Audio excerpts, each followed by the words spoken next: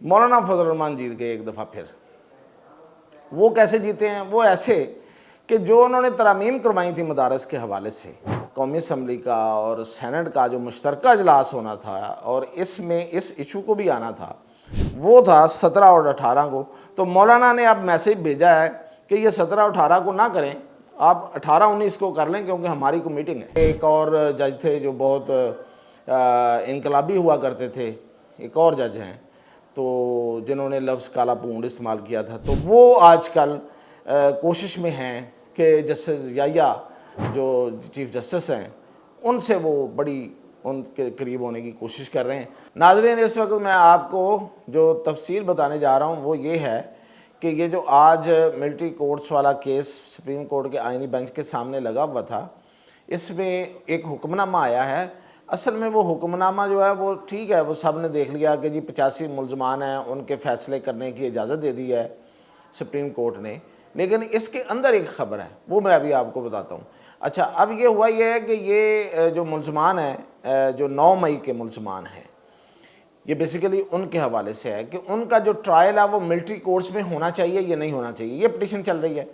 इस पे अदालत ने समाअत करते हुए जो मुलजमान के जो ट्रायल चल रहे हैं उस पर एक हुक्मनामा आज जारी किया है। मुख्तसर हुक्मनामा है, वो ये है कि इन मुलजमान को सज़ा सुनाई जा सकती है, यानी कि जो अदालतें हैं, मिलिट्री कोर्ट्स हैं, वो इनकी सज़ाएँ सुनाएँ और इनको जेलों में मुंतकिल करें। ये एक तरफ तो उन लोगों के लिए एक रिलीफ है। अब आप सोच रहे होंगे रिलीफ कैसे है, तो मैं बताता हूँ। और दूसरी तरफ ये है कि जो मुलजमान के वकला हैं उन्होंने मिलिट्री कोर्ट्स को पार्शली तस्लीम भी कर लिया है। अब ये दोनों बातें मैं बताता हूँ कैसे हुआ। पहली बात तो ये है कि ये मुलजमान जो हैं ये 2 साल से ज़ायद अरसा हो गया है इनको ये अंडर ट्रायल है, कोई मुलाकातें नहीं हो पा रही हैं इनकी किसी से, ये मुसलसल बंद हैं और अंडर ट्रायल हैं। और फिर ये कि सज़ा हो जाए तो मुलज़म का एक अपील का हक़ होता है, तो वो भी इनको नहीं मिल रहा था। तो इसलिए ये एक आप समझें कि एक फेड अप पॉइंट था जिस पे आके मुलजमान और उनके वकीलों ने फिर अब ये इसमें ही अपने आप का भला चाहा कि इनके जो इनकी सज़ाएँ हैं वो सुनवाने की जो सुप्रीम कोर्ट का जिस पॉइंट पे पहुंची है, जो आर्गूमेंट सुन के, तो उस पर इत्तफाक किया जाए। तो अभी जो फैसला जारी हुआ है ना, उसमें भी ये लिखा हुआ है कि वकला के इत्तफाक राय से ये दिया गया है कि इनकी सज़ाएँ हों और इनकी सज़ाओं की जो फाइनलिटी है ज़ाहिर है तो वो तो उसी वक्त होगी जब ये जो मेन पिटीशन है ये फ़ाइनल होगी, इसका जो फैसला आएगा, लेकिन उनकी सज़ाएँ हो जाएंगी अब मिलिट्री कोर्ट से। तो एक तो ये कि ये इनको एक रिलीफ है कि ये सज़ाएँ होंगी, ये जेलों में चले जाएंगे और फिर ये है कि अपील का हक़ भी मिल जाएगा। तो जब तक सज़ा ना हो, जेल में ना जाएं, तो अपील का हक़ भी नहीं होता, तो अपील करने के काबिल तो हो जाएंगे ये फिर। तो ये इस लिहाज से ये रिलीफ है इनके लिए। और दूसरी तरफ जो वकला थे मुलजमान के, उनमें एजाज़ एहसन थे, उसमें फैसल नकवी थे, उसमें ख्वाजा मोहम्मद हसन थे जो कि जवाद एस ख्वाजा साबिक़ जज जो हैं सुप्रीम कोर्ट के, उनके वकील हैं। तो इन्होंने मान लिया, पार्शली मान लिया कि ठीक है जी मिलिट्री कोर्ट्स ठीक है। जब आप ये कहें कि फैसले सुना सकती हैं तो आधे मान गए ना। अब बाकी जो है वो आर्गूमेंट चलेगा और उसमें अदालत फैसला देगी और वो फैसला भी मेरा ख्याल है कि वो बहुत दूर तक नहीं होगा, शायद जल्दी आ जाएगा। तो इस लिहाज से मिलिट्री कोर्ट्स वाला मामला भी बड़ी हद तक आप सेटल्ड ही समझें और 9 मई वाले जो हैं वो मिलिट्री कोर्ट्स में ही हैं। अच्छा जी, अब इसमें ख्वाजा अहमद हसन, जो मोहम्मद हसन कह दिया था पहले, ख्वाजा अहमद हसन जो वकील है, एक जो तीसरे वकील जिनका मैंने जिक्र किया, वो जस्टिस जवाद एस ख्वाजा के वकील हैं। अच्छा, वो मुलजमान के भी वकील थे, लेकिन इससे पहले उन्होंने जस्टिस जवाद हसन ख्वाजा की तरफ से, जस्टिस जवाद हसन ख्वाजा की तरफ से एक पिटीशन भी की थी कि जी ये इसको रोका जाए, पहले तो आइनी बेंच का फैसला किया जाए। और ये अच्छा, उसकी वजह क्या थी कि उसकी वजह ये थी कि वो उनकी कोई रिश्तेदारी भी है एक हमारे सीनियर जज साहब के साथ, तो वो जो आइनी बेंच में नहीं है।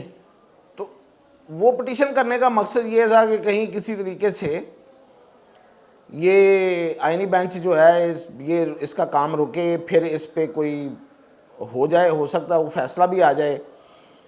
और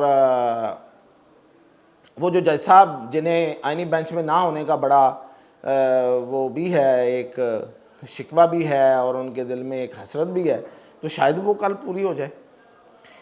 अच्छा, वो जो जज साहब हैं वो अभी तक बैठे भी इसीलिए हैं, उन्हें किसी इनकलाब की अभी तक उन्हें किसी इनकलाब की कोई उम्मीद है कि शायद कोई इनकलाब आई जाए, कोई तलपट हो जाए हर चीज़, और दोबारा से जो है ना वो सुप्रीम कोर्ट उसी हालत में आ जाए, तो फिर वो कुछ ना कुछ उनका जो रोल है वो बहुत डिफरेंट हो जाएगा। तो एक तो ये खबर थी, और फिर ये हुआ कि आईनी बेंच ने उनकी पटिशन को फारग किया और जवाद एस ख्वाजा को कहा कि भाई आपका क्या लेना देना है इससे, और उनको 7 जुर्माना भी कर दिया। इतने सीनियर जज रहे हैं और उनका इतनी रिप्यूट रही है, बस रिश्तेदारी में आके बस वो जुर्माना करा बैठे। और ये बड़ा अजीब बात होती है किसी भी बंदे के लिए कि उसको सुप्रीम कोर्ट से जुर्माना या अदालत से जुर्माना हो जाए।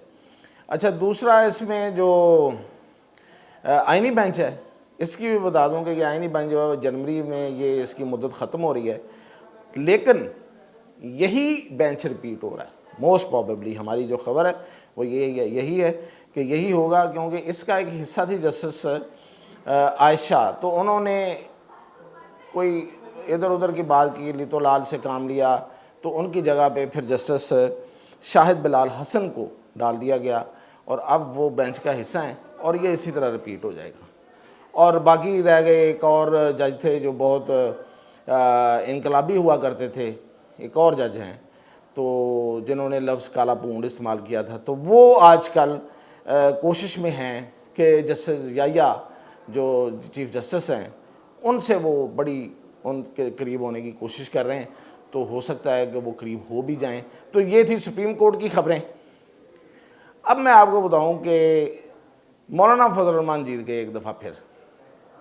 वो कैसे जीते हैं? वो ऐसे कि जो उन्होंने तरमीम करवाई थी मदारस के हवाले से, वो तरमीम जो हैं वो साइन होने के लिए सदर पाकिस्तान के पास जाती हैं, रूटीन है, यही तरीक़ाकार है, और उस पर वो साइन करते हैं, तो वो कानून या वो आइन का हिस्सा बन जाती हैं, जो भी आपने बनवाना है, जो भी पास होके गया है।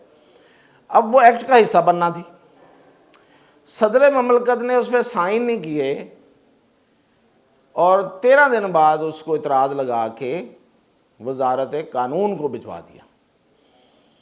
अब यहाँ पे मौलाना को 2 फ़ायदे मिले हैं। एक ये कि 10 दिन के अंदर अंदर साइन करने होते हैं, अदरवाइज़ वो एक्ट बन जाता है।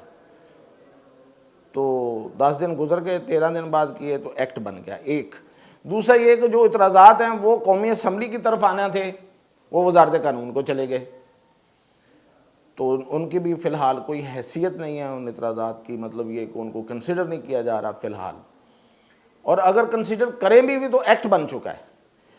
अब मौलाना ये कह रहे हैं कि भाई आप ये जो एक्ट बन चुका है ना, इसको तो नोटिफाई करें, इसको तो गज़ट में शामिल करें। हाँ, आपको तरमीम लाना चाहते हैं तो बाद में इसमें तरमीम कर लें, तो उससे पहले आप तरमीम कर ही नहीं सकते। वो बड़ी टेक्निकल बात बता रहे हैं उनको, और मेरा ख्याल है कि हुकूमत को अब समझ आई गई है कि वाकई ये तो मौलाना जीत चुके हैं और इसमें जरदारी साहब का एक हिस्सा है।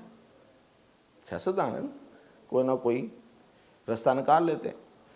तो अब उनका एक जो अजलास था दोनों ऐवानों का, कौमी असम्बली का और सेनेट का, जो मुश्तरका अजलास होना था और इसमें इस इशू को भी आना था, वो था 17 और 18 को।